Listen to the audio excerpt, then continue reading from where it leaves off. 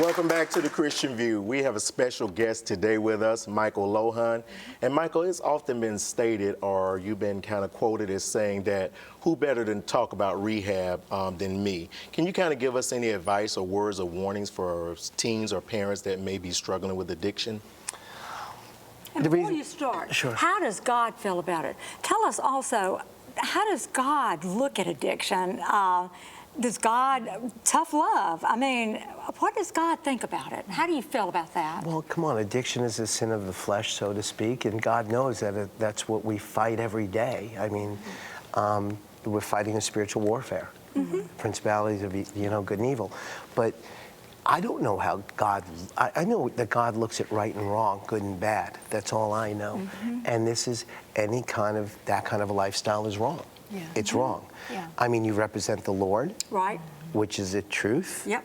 And the way and the life, as in the book of John, or in John 8:44, it says you're going to live a life of Satan, which is a slanderer, a deceiver, and the father of lies. So either it's a truth or It's lies. obvious to see which is which. The wages of sin is death, it says. So, Absolutely. you continue in your addiction. It's fun for a season. Well, the wages of and not then- believing, of living a not saved life is death, because you live eternal death instead of eternal life. What advice would you give to parents that are struggling with the tough love versus the enabling?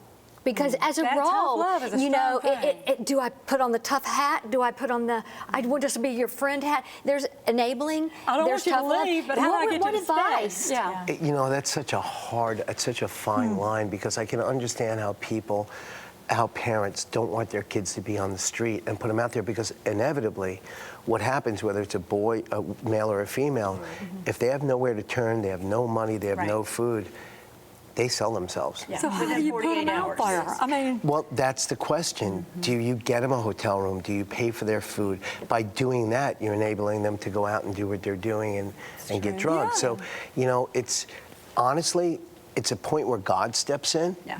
Got to. And he's going to lead them in the direction they have to go. Sometimes you have to let them go out there and make a choice for themselves and say, I'm done with this Oh, they'll life. stay in that It condition. reminds me of the story of the prodigal son, and how with the father, how, Absolutely. he allowed him to leave, but, when no man gave to himself, the Bible says he came to himself. So how can we, I guess, kind of really apply that to today's time, where we can help people without enabling them? You can just advise them and lead them and give them an avenue to go to, an escape, a healthy escape, instead of paying for their room and stuff. Look, it all boils down to choices. We all have a choice. We come to that impasse in our life, or that fork in the road, and either we're going to pick the right road or the wrong road. Right. And that's up to you. So a parent can say to their child, or to a loved one, it doesn't have to be a child, it can be a husband or wife or brother or sister, you can say, look, you have a choice and I'll support you. I'll support you. I'll be there for But you. Michael, if they don't want to go in rehab, Then and they're you not make going them, to. it's not going to do, unless they want to get better.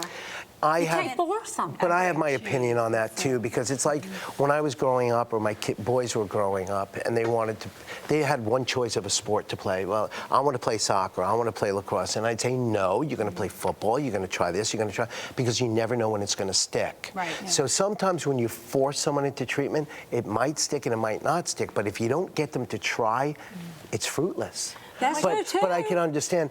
You see, it's said, and most people believe, that unless you want it, you're not going to get it. Right. You have to push through it to get to it. Yeah. And Michael, don't you think too, we talked about the parents enabling, and I know I'm an enabler, and I was for many years, and until I got the help and counseling to help me understand what I was doing, what type of treatment do you see the need for the parents? Because I know you've been both sides of it. You've dealt with being into rehab for dealing with your own addictions, and then you've also, as a parent, how can we help the parents get into the proper counseling, the proper treatment programs for their enabling, their codependency, and what they're dealing with to change their behavior? Well, you know what? They say that Al-Anon and programs like that for parents are good programs. I've sat in on Al-Anon, and for me, it didn't work. I think the best program out there is Celebrate Recovery, which is for addicts, for parents. Absolutely agree Rick with you. Warren started it with Saddleback Church. It's a Christian program. And like I said, unless you have God in the mix. I was going to say, church is a good place to start, too. It is a good place to start. I want to ask, But we need the the counseling. Bible says, train up a child in the way they should go. When they're old, they will not depart from it. So for a family like yours maybe who didn't start as a Christian family, and now a lot of your kids are grown and making their own decisions, how do you influence them and how do you pray? Through example. Yeah. That's it. And like when you we say said, example, what do you mean? Like, well, you can be an specifically? example that the Bible someone never read by your actions. You Yeah. can just by the way you act, people will see that God is in you. You can see the light in their eyes, and you can discern whether people are there or not. I don't judge anybody, but I mean, Psalms 1 says it all. You have to surround yourself by the right people. Don't sit at a table with mongers. Amen. I mean, if you plant yourself by a stream, you're going to produce fruit. If you don't, you're going to wither away and blow away in the wind. That's good.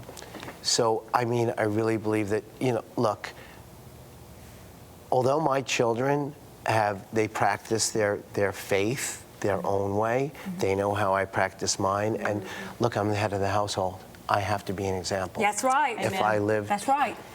if I was thinking about Galatians 5. It says, it is for freedom that Christ set us free. Absolutely. And if you walk in freedom and you walk in hope, that is the greatest example that you can give. It is by walking that. I mean, you could preach it to them all day long, but when they see that your life is totally changed, Right. that your eyes are on the prize, Christ, then, and you don't go back to that stuff, that it no longer takes you down for the count. It's better than the preaching. oh, It's better absolutely. than preaching. It's in your It's walk, it's not in living. your talk. But then again, look at, I'm not all high and mighty. I am human. true. We're just all one I make sin away from mistakes. perfection. I'm That's not right. perfect. And I appreciate your transparency. Yeah. But you know, I That's strive Gotta to get be as real. perfect as I can, but I'm not going to be ever.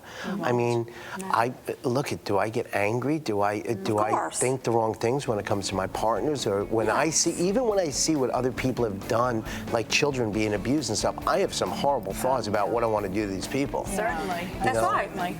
I'm So- gonna- It's great. That's awesome. We're coming right back. Stay with us.